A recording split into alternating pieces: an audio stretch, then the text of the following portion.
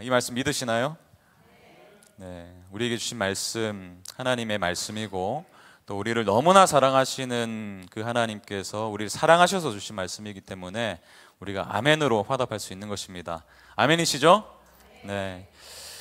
방금 읽은 우리 히브리서를 읽었는데요, 우리가 읽은 히브리서의 저자 또 받는 사람이 누구인지 사실은 명확하지는 않습니다. 그러나 전체적인 히브리서의 상황을 통해서 우리가 알 수 있는 사실이 한 가지 있는데, 이 편지가 예수님을 주로 시인하고 또 주인으로 믿은 그 유대인들을 향해 기록된 편지라는 거예요. 원래는 유대교를 믿었다가 복음을 듣고 예수님을 나의 구주로 영접한 사람들을 위해서 쓰여진 편지라는 사실입니다.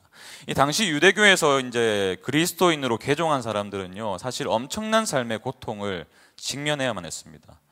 베드로의 경우도 단지 복음을 전했다는 이유로 옥에 갇혀야만 됐고요. 스데반 집사님 어떻습니까? 그의 믿음 때문에 돌에 맞아 죽임을 당했죠. 이뿐 아니라 우리는 히브리서 기자의 이 증언을 통해서도 당시 유대 그리스도인, 그러니까 유대인이었는데 주님을 믿은 사람들의 상황을 우리가 알 수 있어요. 히브리서 10장 32, 33절에 이런 말씀이 있죠. 전날에 너희가 빛을 받은 후에 고난의 큰 싸움을 견디어낸 것을 생각하라. 빛을 받았다는 것은 예수님의 영광을 보았다는 것이죠. 근데 그 후에 어떤 일이 있었냐면 막 잘 먹고 잘 살았더라 이렇게 해피엔딩으로 끝난 게 아니라 고난의 큰 싸움이 있었어요. 그것을 견디어낸 것을 생각하라. 또 혹은 비방과 환난으로서 사람에게 구경거리가 되고 혹은 이런 형편에 있는 자들과 사귀는 자가 되었으니 모든 사회가 그들을 비방했습니다. 그로 인한 환난이 있었어요. 사람들이 손가락질했어요. 구경거리가 되었습니다. 심지어 자신의 소유를 다 빼앗기기도 했어요. 무엇 때문에요? 예수를 믿는다는 그 한 가지 이유 때문에. 이들은 이러한 삶의 고통을 감수해야만 했던 것입니다. 이것이 이 편지를 받아든 이 수신자들, 이 성도들의 상황이었고 이들의 현실이었어요.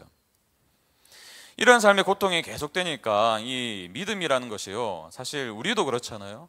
조금만 고통이 오고 고난이 찾아오면 사실 쉬 흔들리는 게 우리의 연약한 믿음 아니겠습니까? 이들도 마찬가지였던 것 같아요. 이 고난이 막 계속 끊임없이 다가오니까 점점 이 주님에 대한 사랑이 희미해졌던 것 같습니다. 그리고 점점 세상을 향한 담대함을 잃어갔어요. 이 복음의 능력이 있다는 그 확신이 점점 희미해졌습니다. 그러다 보니까 이 말씀을 확신하지 못하고 말씀대로 살아가지 못하는 그런 지경에 이르렀어요. 그래서 5장 12절에 이렇게 말하죠. 때가 오래되었으므로 너희가 마땅히 선생이 되었을 터인데 너희가 다시 하나님의 말씀의 초보에 대하여 누구에게서 가르침을 받아야 할 처지이니 단단한 음식은 못 먹고 젖이나 먹어야 할 자가 되었도다. 예수를 믿었다 고백하는 그 연수만 따지면요, 연약한 자를 세워주고 양육해주고 훈련하는 그런 성숙한 그리스도인이 되어야 마땅했는데 이들은 오히려 고난이 주는 그 두려움 때문에 위축되었어요. 세상 속에서 그 모습을 감추고 살아가는 자들로 살아갔던 겁니다. 마치 영적인 갓난아기처럼 세상 속에서 아무런 영향도 주지 못하며 겨우 그리스도인이라는 명맥만 유지하고 있었던 거예요. 제가 이러한 이제 배경을 살펴보면서 이런 생각이 들더라고요. 어쩌면 이러한 모습이 나의 모습이 아닌가, 또 우리의 모습이 아닌가. 우리는 정말 세상 속에서 직장이나 또 이웃들과의 관계 속에서 이 부당한 대우를 견디지 못해서 그저 물탄 포도주처럼 돼가지고 신앙을 합리화하면서 살아가고 있는 것은 아닌가. 어느덧 이 세상의 이 가치와 타협하면서 그들의 요구에 순응하고 또 세상이 말하는 성공을 쫓기 위해서 달려가고 있는 것은 아닌가. 오히려 그것을 주님을 만나는 기쁨보다 더 가치 있게 여기고 있지는 않는가. 정말 유튜브만 보면 말씀이 넘쳐나는 그런 홍수 속에 살아가고 있지만 그 세상 속에서 그 말씀대로 살지 못하는, 그로 인해서 변화되지 않는 그리스도인, 명맥만 유지하는 그리스도인이 되고 만 것은 아닌가. 이런 질문들이 제 안에 계속 맴돌더라고요. 여러분, 결국 유대교에서 개종한 그리스도인들 중에는요, 이 계속되는 핍박과 고난을 이기지 못하고 다시 유대교 전통으로 돌아가는 자들이 나타나기 시작했습니다. 이 고난을 인내하지 못하고 주님을 마침내 부인한 거죠. 믿음을 버리기 시작한 것입니다. 그래서 히브리서 기자는 이 편지를 그들에게 기록한 거예요. 그리고 그들에게 이렇게 권면합니다. 3장 14절. 우리가 시작할 때에 확신한 것을 끝까지 견고히 잡고 있으면, 우리가 예수님을 처음 믿었던 그때에 받았던 그 확신, 그 믿음, 그것을 끝까지 견고히 잡고 있으면 그리스도와 함께 참여한 자가 되리라. 처음 확신한 그 믿음. 세상의 핍박이 견디기 힘들어도, 고난이 찾아올 때 그 고통이 엄청나더라도, 유혹이 아무리 강하더라도 그 확신을 꼭 붙들어야 된다. 마치 이렇게 말하는 것처럼 들렸어요. 성도 여러분, 우리의 신앙은 단거리 경주가 아닙니다. 오늘 하루 신앙생활 잘했다고 해서 끝이 아닙니다. 우리의 신앙은 매일매일 주님이 마침내 다시 오시는 그날까지 지속되어야 되는 마라톤입니다. 그렇기 때문에 조금 가다가 힘들다고 포기해서는 안 됩니다. 그날을 소망하면서 끝까지, 그리고 견고하게 주님을 향한 믿음을 붙들어야 됩니다. 주님은 이 길고 긴 신앙의 여정 속으로 우리를 모두를 부르셨어요. 그리고 어떤 어려움이 있다 하더라도 처음 믿은 그것을 결코 놓치지 않기를 간절히 원하시는 것입니다. 주님은 우리가 이 마라톤을 완주하기를 누구보다 원하세요. 그러나 주님은 우리에게 그리스도인으로서의 합당한 삶을 요구만 하는 분이 아닙니다. 결코 우리의 연약함을 방치해 두는 분이 아니세요. 우리가 그러한 삶을 살아갈 수 있도록 방편을 마련해 주시는 분이십니다. 아멘이시죠? 오늘 본문이 바로 주님께서 이 신앙의 긴 마라톤을 완주할 수 있는 방법을 말씀하고 계세요. 주님은 믿음이 흔들리기 쉬운, 그래서 신앙을 때때로 포기하고 싶은 마음이 들기도 하고 의심이 들기도 하는 이 시대 속에서 우리를 향해서 신앙의 마라톤을 완주할 수 있는 방법을 오늘 본문 가운데서 선명하게 말씀하고 계십니다. 신앙의 마라톤을 완주하고 싶으십니까? 정말 우리가 주님 다시 보는 그날까지 흔들림 없이 이 믿음을 견고하게 붙들고 살아가길 원하세요? 그럼 오늘 본문에 귀를 기울이십시오. 신앙의 마라톤을 완주하려면 첫 번째 필요한 게 있는데요, 서로가 필요한 존재임을 우리가 깨달아야 됩니다. 우리 모두는 서로가 서로에게 필요한 존재들이에요. 우리가 이미 스마트폰 시대가 된 지 오래되었죠. 그러다 보니까 심심치 않게 발견하게 되는 풍경이 있습니다. 이제 어린아이들 손에는 스마트폰이 당연하게 들려져 있고요. 아이들은 하루 종일 그 기계와 대화하고 하루 종일 게임하고 하루 종일 그것과 공부합니다. 인격적인 교감을 누리지 못하면서 살아가는 시대예요. 여러분, 차를 마시러 가시면 이런 풍경이 너무 익숙하잖아요.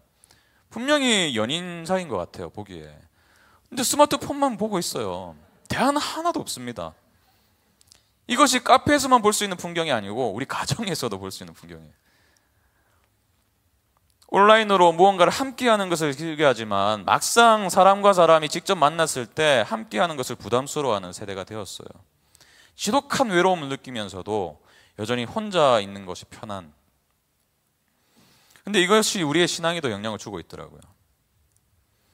신앙생활도 혼자가 편하죠. 괜히 다락방 나가가지고 부대끼는 사람 만나가지고 관계 어려움 겪지 않아도 되고, 여러 사람 신경 쓰지 않아도 되고, 교회 헌신하느라고 개인적인 어떤 자유와 시간을 허비하지 않아도 되고, 주일에 한번 나와가지고 말씀에 은혜 받고 눈물 흘리고 기도하고 돌아가면 그만인.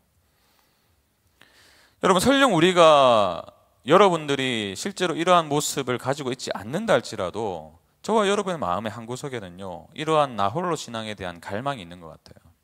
좀 편하게 신앙생활하고 싶고. 근데 여러분, 이것은 결코 하나님이 원하시는 신앙의 모습이 아닙니다. 성경을 아무리 뒤져봐도 혼자서 신앙생활 잘할 수 있다고 말씀하지 않으세요. 우리가 함께 읽진 않았지만 히브리 기자는 3장을 시작하면서 이렇게 시작합니다. 3장 1절 보세요. 그러므로 함께 하늘의 부르심을 받은 거룩한 형제들아. 성도들을 가리켜서 뭐라고 고백해요? 그러므로 함께 하늘의 부르심을 받은 거룩한 형제들. 여러분, 하나님은요, 사람을 지으실 때부터 혼자 있는 것을 좋지 않게 여기셨어요. 모든 창조 세계를 아름답다, 너무나 좋다 여기셨는데 딱 한 가지 안 좋게 보이셨던 것, 사람이 혼자 있는 것. 하나님은 우리를 공동체로 지으셨습니다. 하나님이 바로 공동체시죠. 삼위일체 하나님, 그분이 공동체시기 때문에 그분의 형상대로 지음받은 우리는 본질상 공동체일 수밖에 없어요. 혼자서 살아갈 수 없는 존재인 것입니다. 우리는 그 형상을 따라서 공동체로 지음받았고요, 공동체로 부름을 받았어요. 우리는 함께 부르심을 받은 자들입니다. 그렇기 때문에 우리의 신앙은요, 절대로 혼자서 마라톤을 할 수가 없어요. 절대로 완주할 수 없습니다, 혼자서는. 그래서 전도서 기자도 이렇게 말하죠. 4장 12절에 보면 한 사람이면 패하겠거니와 두 사람이면 맞설 수 있나니 세 겹줄은 쉽게 끊어지지 아니하느니라. 한 사람이면 패하겠거니와. 여러분, 주님은 이 원리를 너무나 잘 알고 계셨기 때문에 우리에게 다락방이라는 공동체를 허락하신 거예요. 저는 우리 교회에 제일 중요한 가치 두 가지가 있다면 주일 공예배와 다락방입니다. 우리 교회에서 이 두 가지를 빼버리면 우리 교회는 그 본질을 잃어버리는 거예요. 왜 이 두 가지를 중요하게 여길까요? 그 중에 다락방을 왜 이렇게 강조하는 것일까요? 그것이 하나님이 지으신 교회 공동체의 원형이기 때문이에요. 아무리 믿음이 좋고 신실하다고 평가되는 사람일지라도요, 혼자 있을 때는 그 믿음을 지켜내기란 어렵습니다. 쉽지가 않아요. 가만히 있으면요, 우리는, 여러분 자신의 삶을 한번 돌아보세요. 가만히 있으면 막 선한 것이 생각나고 하나님께 영광 돌리는 일이 막 떠오르시나요? 그 반대잖아요. 가만히 있으면 부정적인 생각이 들고 죄가 떠오르고 막 유혹에 막 흔들리기도 하고. 그래서 성경은 이렇게 말씀하죠. 히브리서 10장 25절 같이 읽습니다. 모이기를 패하는 어떤 사람들의 습관과 같이 하지 말고 오직 권하여 그날이 가까움을 볼수록 더욱 그리하자. 더욱 그리하자. 여러분, 이 유대 그리스도인들 중에서요, 이 그들을 향한 핍박이 계속 심각해지니까 이런 것들을 주장하는 사람이 있었던 것 같아요. 이제 더 이상 모이지 맙시다. 너무 힘드니까, 이 모이면 위험하니까 모이지 맙시다. 흩어져서 숨어 지냅시다. 근데 여러분, 교회가 흩어지면요, 혼자 있으면요, 오히려 신앙을 지키기 어렵다는 것을 너무나 잘 아셨기 때문에 하나님은 이 말씀을 기록해 두신 거예요. 여러분, 다락방 모임에 적극적으로 참여하세요. 적극적으로 참여하세요. 이 자리에 나오신 분들은 아마 적극적으로 참여하실 거예요. 오늘 안 나오신 우리 성도님들께요, 오늘 설교 영상 꼭 보내주세요. 적극적으로 참여하셔야 됩니다. 여러분, 다락방이 마음에 들지 않으세요? 4개월만 참으세요. 내년에 개편할 거예요. 근데 너무 웃기잖아요. 이 참아낸다는 게 웃기잖아요. 여러분, 다락방은요, 그저 내가 마음에 안 드는 사람 막 싫더라도 참아내고 막 그런 공동체가 되어서는 안 됩니다. 그 참아내는 과정이 필요하죠. 그것을 넘어설 수 있는 믿음으로 자라가는 곳이 바로 다락방이에요. 여러분, 공동체 안에서 용서를 배우셔야 됩니다. 사랑을 배우셔야 돼요. 그래야지 우리가 세상 속에서도 그 마음으로 살아갈 수 있어요. 공동체는 그것을 연습하는 장소예요. 나와 맞지 않는 사람을 사랑해 볼 수 있는 장소. 여러분, 신앙의 공동체 안에서도 서로가 서로를 품어주지 못한다면 그 사랑을 실천하지 못하는데 우리가 어떻게 세상 가운데서 복음을 배척하는 그 세상 가운데서 선한 영향을 끼칠 수 있는가? 여러분, 다락방에 적극적으로 참여하시고요. 또 한 가지, 양육 소그룹에 적극적으로 동참하세요. 2학기 이제 개강을 앞두고 있는데 신청 안 하고 막 버티는 선원들이 계시면요, 같이 가자고 막 손을 붙잡고 끌고 가셔야 됩니다. 그 안에서, 훈련 소그룹 안에서요, 그 복음의 역동을 경험하면요, 사람이 변화되기 시작합니다. 그 안에서 세상을 살아가면서 경험하는 그 고통과 어려움을 나누셔야 돼요. 여러분, 혼자 그런 어려움을 겪고 있는 것이 아님을 발견할 때 그것 자체가 위로가 될 때가 있어요. 아, 나 혼자 어려운 게 아니구나. 나 혼자 힘들어하는 게 아니었구나. 홀로 있으면 안 돼요. 모이셔야 됩니다. 우리는 동일한 길을 달려가는 공동체입니다. 나 혼자서는 이 신앙의 마라톤을 완주할 수 없음을 깨닫고 어떻게든 모이기를 힘쓰고 삶을 나누고 또 함께 정말 마음을 다해서 기도할 때 우리가 이 레이스를 무사히 마칠 수 있는 줄로 믿습니다. 그런가 하면 두 번째 필요한 게 있는데요, 신앙의 마라톤을 완주하기 위해서는 서로의 삶에 관심을 가지셔야 돼요. 나 혼자 완주할 수 없다는 사실을 깨달았다면 이제 우리의 눈이 타인을 향해 돌이켜야 됩니다. 서로에게 관심을 가져야 돼요.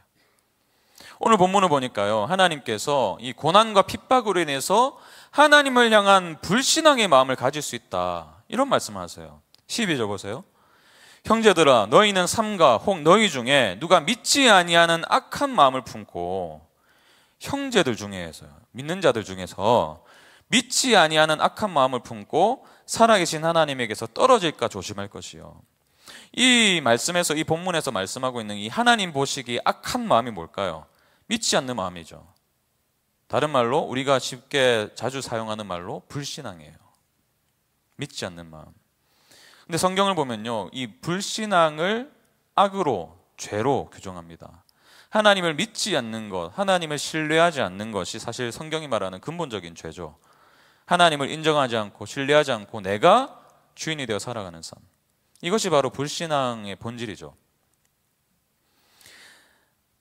믿지 않는 사람들은 이미 이러한 불신앙의 삶을 살아갑니다. 근데 오늘 본문은요, 저와 여러분 역시 이러한 마음을 가질 수 있다라고 경고하고 계세요. 하나님을 향해서 신실한 마음을 가졌던 사람들도 불신앙의 마음을 가질 수 있다라고 말씀하시는 겁니다. 여러분, 우리는 모세가 인도해낸 이스라엘 백성의 모습을 통해서도 이것을 분명하게 알 수 있습니다. 그들은요, 하나님의 살아계심을 누구보다도 선명하게 보았던 사람들이에요. 눈앞에서 홍해가 갈라지는 걸 봤어요.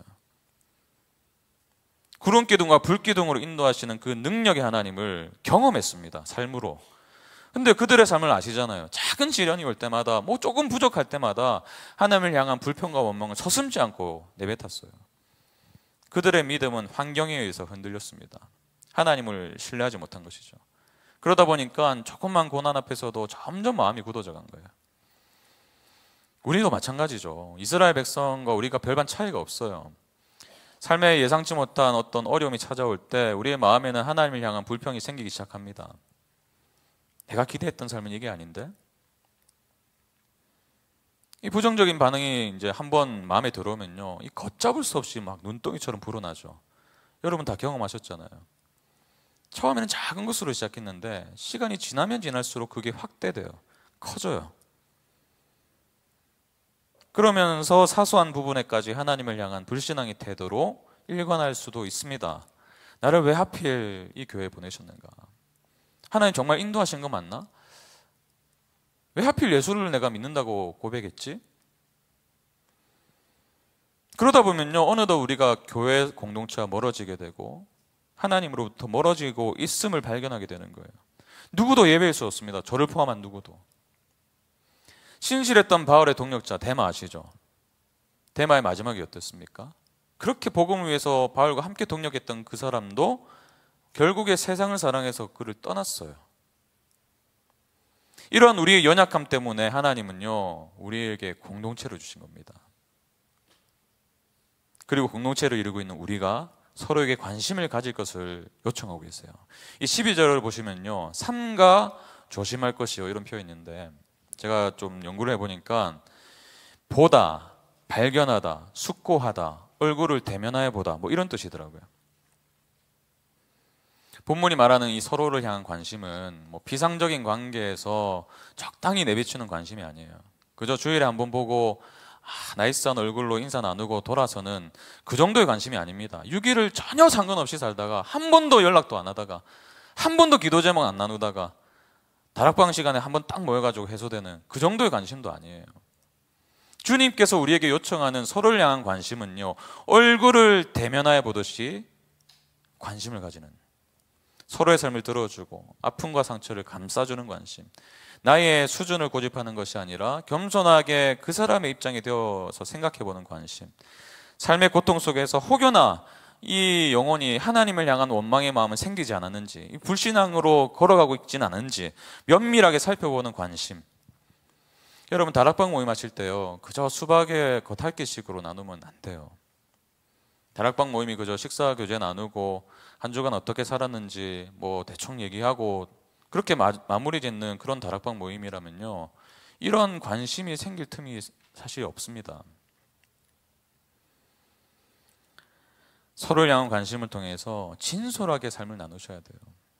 진솔하게. 여러분, 때때로 부부끼리도, 부부 사이에도 말하지 못하는 마음의 어려움이 있잖아요. 나누셔야 됩니다. 나와 함께하는 이 순원을 정말 신앙의 동력자로 신뢰하면서 내가 가지고 있는 마음의 어려움들과 짐들을 함께 나누셔야 돼요. 그리고 그것을 위해서 서로 정말 관심을 가지고 기도해 주셔야 됩니다. 여러분, 기도에 능력이 있다는 것을 믿으세요? 정말 믿으십니까? 그렇다면 그 영혼을 위해서 기도하셔야죠. 여러분, 순장님들도 이러한 관심이 필요해요. 혹시 시험에 빠진 순장님 안 계신지, 순원들 역시 깊은 관심으로 대해야 됩니다. 우리 순장님이 정말 하나님의 말씀대로 잘 살고 계신지 먼저 연락해 보세요. 아이고 우리 순장님 나 안 챙겨주네. 삐지지 마시고 내가 먼저 순장님께 연락 한번 해봐야겠다. 오늘 그 마음의 결심을 하십시오. 그럴 때 순장님이 격려를 받을 거예요. 때때로 이 사역을 하다 보면, 순장 사역 오래 하다 보면요 지칠 때가 있거든요. 여러분, 순장님들의 삶이라고 다 편안한 평탄한 삶이겠습니까? 아니죠. 개개인마다 다 어려움들이 있어요. 그럼에도 불구하고 하나님 부르심 앞에 순종함으로 달려가고 계신 분들 아니겠습니까? 근데요, 그러다 보니까 때때로 어려움이 찾아와요. 마음에 어려움이 찾아와요. 내 한 몸 건사하기도 힘든데, 그럴 때 여러분들의 위로가 필요합니다. 하나님도 위로해 주시지만요, 하나님은 우리를 통해서 위로하기 원하세요. 저도 위로가 필요한 사람입니다. 저도 때때로 여러분의 기도가 필요해요. 그것이 관심이거든요. 여러분, 이러한 관심이 생겨날 때 우리는 홀로 달리는 마라톤이 아니라는 사실을 경험하게 되는 거예요. 나 혼자 뛰고 있는 게 아니네. 너무 힘들어 죽겠는데 옆에서 같이 힘들어하는 동력자가 있구나. 같이 뛰고 있네. 그러면서 이 다락방 공동체에 대한 소중함이 이제 생기는 거죠. 마음에 나가고 싶은 다락방이 되는 거예요. 정말 일주일 동안 뭐 안 보면은 생각나고, 생각나면 기도하게 되고, 그렇게 기도에 부탁하셨는데 어떻게 됐는지 궁금해하고. 여러분, 이런 다락방 한번 상상해 보세요. 2학기 때 주어진 우리의 시간 얼마 남지 않았습니다. 이 시간에 정말 이러한 관심을 서로에게 표현하는 다락방을 경험하시고 또 그것을 기대하시고 나아가시는 여러분 되시길 축복합니다. 마지막으로 필요한 것은요, 신앙의 마라톤을 완주하기 위해서 사랑으로 서로를 권면하셔야 돼요. 사랑으로 권면하셔야 됩니다. 13절 보세요. 오직 오늘이라 일컫는 동안에 매일 피차 권면하여 너희 중에 누구든지 죄의 유혹으로 완고하게 되지 않도록 하라. 이 말씀은 누구에게 주신 거예요?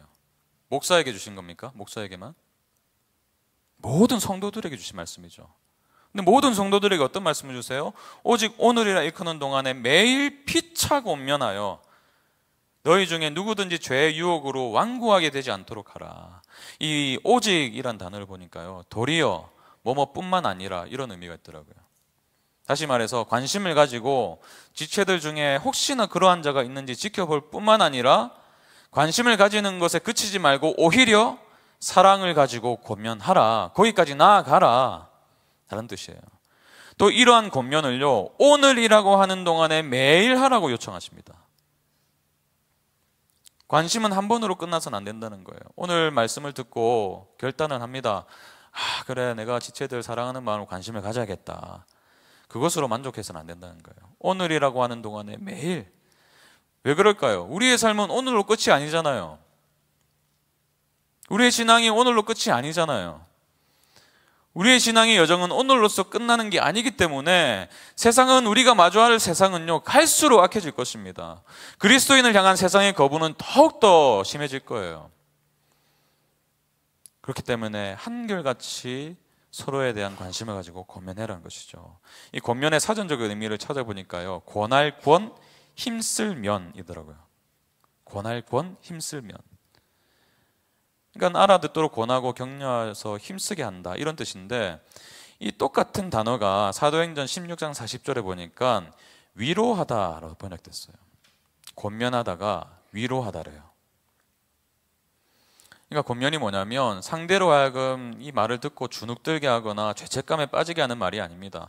권면은 그가 알아들을 수 있는 언어로 다가가서 격려하고 위로하고 용기를 북돋아주고 바른 길을 제시하고 요청하는 것, 그것이 권면이란 거죠. 칭찬과 격려를 아끼지 않고 습관적인 죄로 인해서 죄에 무감각해진 지체를 긍휼한 마음으로 그가 돌이키기를 촉구하는 거예요. 그렇기 때문에 권면은요, 반드시 사랑이 전제가 돼야 됩니다. 사랑의 마음이 그 기반이 돼야 돼요. 권면은 사랑의 관심에서 출발해야 됩니다. 저 지체 보니까 안 되겠어, 저래가지고 그 마음으로 다가가지 마시고, 아니면 저 사람 때문에 내가 감정이 상했기 때문에, 내 기분이 나빠졌기 때문에 화를 못 참아가지고 내가 대면해야겠다, 오늘 막 결판을 내자, 오늘 그게 권면이 아니라는 거예요. 또 내 판단에 내가 살아온 경험에 비추어서 저래 살면 안 될 텐데 라고 해서 하는 것도 아니에요. 여러분, 비난과 정죄는 권면이 아닙니다. 전혀 달라요. 사랑이 없으면 우리는 내 식대로 판단할 수 있습니다. 내가 가진 기준으로 판단할 수 있어요. 근데 권면은, 그러한 것은 권면이 아닐 뿐더러 위로도 또 돌이킴도 용기도 줄 수 없어요. 우리의 목적은 그 어떠한 지체를 살려내는 거예요. 용기를 북돋아줘서 정말 말씀대로 살아갈 수 있도록 안내해 주는 거예요. 여러분, 정말 우리 사랑하는 순원들 늘 입술로는 사랑한다 고백하지만 정말 사랑하세요? 여러분, 정말 순원들을 사랑하신다면요, 권면할 수도 있어야 돼요. 제가 놓치고 있는 게 2년 반을 쭉 돌아보니까요, 놓쳤던 게 이 부분이더라고요. 늘 말로만 성도님들 사랑합니다 했지만 내가 정말 사랑으로 잘못된 길을 걸어가고 있는 분들에게 대면하지 않았구나. 그들을 만나서 책망하지 않았구나. 제가 하나님 앞에서 회개하는 게, 요즘에 회개하는 게 그거예요. 정말 사랑한다면, 여러분, 사랑한다면 자식을 막 방탕의 길로 지금 가고 있는 자식을 그냥 내버려 둡니까, 여러분? 돌이키게 만들잖아요. 어떻게든 돌이키게 만들잖아요. 그게 사랑이거든요. 여러분, 위로가 필요한 지체에게 망설이지 마시고 다가가서 위로해 주셔야 돼요. 낙심한 자가 보이면요, 내일로 미루지 마세요. 용기를 북돋아 주셔야 됩니다. 죄로 인해서 잘못된 길로 들어서는 지체들을 향해서 돌이키라고 말씀 가지고 권면해 주셔야 돼요. 권면을 하는 사람이 온전한 사람이라서가 아니에요. 저 역시 마찬가지입니다. 제가 매주 강단에서 설교를 하고 있지만 제가 그 말씀대로 잘 살고 있어서 설교하는 것이 아닙니다. 물론 그랬으면 좋겠어요. 제 삶을 관통한 말씀을 날마다 좀 전하고 싶어요. 근데 매번 무너지는 제 자신을 보거든요. 제가 잘 살아서 여러분께 이렇게 하십시오라고 말하는 게 아닙니다. 저도 연약하고 여러분도 연약해요.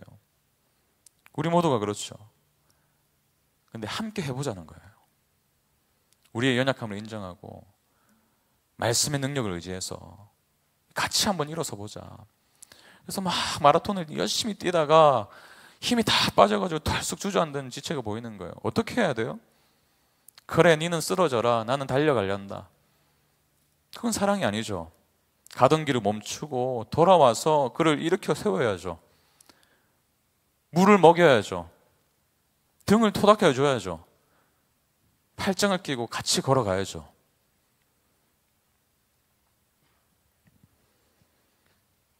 이것이 우리로 하여금 함께 손을 잡고 신앙의 마라톤을 완주하게 하는 동력이 될 줄 믿습니다. 여러분, 우리 이런 교회 한번 만들어 가봤으면 좋겠어요. 정말 우리가 너무 좀 나이스한 것 같아요. 우리는 너무 예의가 많으세요, 여러분들. 물론 존중하시고 예의를 갖춰야 되지만 때로는 직면하실 수도 있어야 되고, 그것으로 인해서 가던 길을 계속해서 달려갈 수 있는 그러한 지체들로 세워가는 것이 우리를 기쁨이 되는 교회로 부르신 목적인 줄 믿습니다. 여러분, 그러한 일이 일어날 때 정말 우리가 함께 달려가는 지체들을 바라보면서 내가 포기하고 싶지만 내 곁에 지체들이 있구나, 같이 뛰어주는 동력자들이 있구나, 거기서 힘을 얻잖아요. 지난 순장 수련회 때 제가 영상 하나를 나눴어요. 11년이 됐더라고요, 제가 처음 본지. 근데 오늘 또 한번 나누고 싶다는 마음이 들어서 그 영상 하나 준비했는데 우리 한번 같이 봤으면 좋겠습니다. 우리의 신앙도 마찬가지예요. 같이 뛰는 거예요. 결국 같이 뛰는 겁니다. 함께 뛰는 동료에게, 그리스도의 몸된 지체에게 관심을 가지고 그들이 이 레이스를 너무나 지쳐가지고 포기하려고 할 때, 또는 세상과 타협하려고 할 때, 지쳐 쓰러지려 할 때 일으키고 또 격려하고 붙잡아 주는 거예요. 서로의 다름 때문에 등을 돌리라고 부름받은 존재가 아닙니다. 오히려 서로의 차이 속에서도 같은 복음을 붙들면서 전우야 힘내라, 전우야 힘내라, 그렇게 함께 뛰며 달려가는 이 레이스의 끝에는 뭐가 기다리고 있을까요? 그 최종 결승선에 누가 계십니까? 바로 주님이 계세요. 우리가 이 마라톤을 완주할 때 우리는 주님과 함께 참여한 자가 되는 것입니다. 주님과 함께 더불어 먹는 자가 되는 것입니다. 주님과 영원히 교제하는 자가 될 것입니다.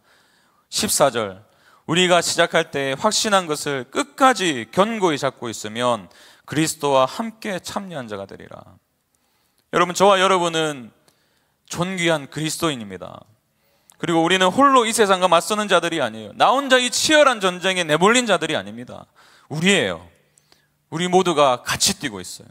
우리는 그리스도와 함께할 그날을 소망하면서 손에 손을 맞잡고 뛰어가야 됩니다. 그리고 그러한 과정 속에서 이미 우리와 함께 하시는 주님을 발견하게 될 거예요. 전우야 힘내라고 외치는 믿음의 선진들이 우리를 응원하고 있어요. 정말 우리가 함께 이 길을 달리고 있음을 발견할 때, 또 서로가 서로를 향한 지극한 관심을 가지고 돌보아 줄 때, 그리고 사랑의 마음으로 권면할 수 있을 때, 우리 앞에 놓인 신앙의 마라톤을 기쁨으로 완주하게 될 줄로 믿습니다. 우리 이 마음 가지고, 이 믿음 가지고, 이 기대 가지고 같이 한번 기도로 나갔으면 좋겠어요. 여러분, 우리 주님께서 십자가를 지시기 바로 직전에 정말 간절히 기도했던 게 무엇입니까? 이렇게 기도하셨잖아요. 나는 세상에 더 있지 아니하오나 그들은 세상에 있사옵고 나는 아버지께로 가옵나니 거룩하신 아버지여 내게 주신 아버지의 이름으로 그들을 보전하사 우리와 같이 그들도 하나가 되게 하옵소서. 여러분, 얼마나 간절히 이것을 원하시냐면 십자가를 지시기 직전에 마지막으로 하셨던 기도가 이 기도예요. 하나님이 하나이시듯이 교회는 하나가 되어야 됩니다. 홀로 떨어져서는 이 신앙의 마라톤을 완주할 수가 없음을 우리가 깨달아야 돼요. 나 홀로 신앙은 이러한 하나됨을 절대로 맛볼 수가 없습니다. 혹시 내 안에 여전히 나 홀로 신앙을 바라는 마음이 있는 것은 아닙니까? 다락방에 소속되어서 다른 사람들과 부딪히는 그것이 싫어서 그 모임에 가는 것이 꺼려지는 것은 아니세요? 여전히 나와 좀 맞지 않는다고 생각하는 사람으로 인해서 마음에 벽을 쌓은 채 살아가고 계신 것은 아닙니까? 아니면 나 혼자서도 가능해 라는 그러한 어떤 교만함에 빠져 계신 것은 아닙니까? 이 시간 이 말씀 앞에 좀 우리가 직면했으면 좋겠어요. 그리고 이 말씀을 붙들고 좀 기도했으면 좋겠습니다. 주님, 제 안에 혼자서도 신앙의 성장을 이룰 수 있다고 여겼던 그 교만함을 깨뜨려 주시옵소서. 여전히 용납되지 않는 그 사람들이 있다면 주님, 품을 수 있는 마음을 주십시오. 하나가 되길 힘쓰는 자가 되게 해주십시오. 그로 인해서 이 신앙의 마라톤을 완주할 수 있도록, 함께 이 길을 달려갈 수 있도록 제 마음을 먼저 넓혀주시길 원합니다. 저의 노력으로는 안 된다는 사실을 아오니 성령 하나님, 제 마음을 넓혀주십시오. 저의 마음의 지경을 넓혀주십시오. 품을 수 있는 수용을 허락해 주시옵소서. 주님, 저에게 은혜 주십시오. 우리 그렇게 주님 붙들고 같이 기도로 나아갑시다. 아버지 하나님, 그렇습니다. 우리가 이 말씀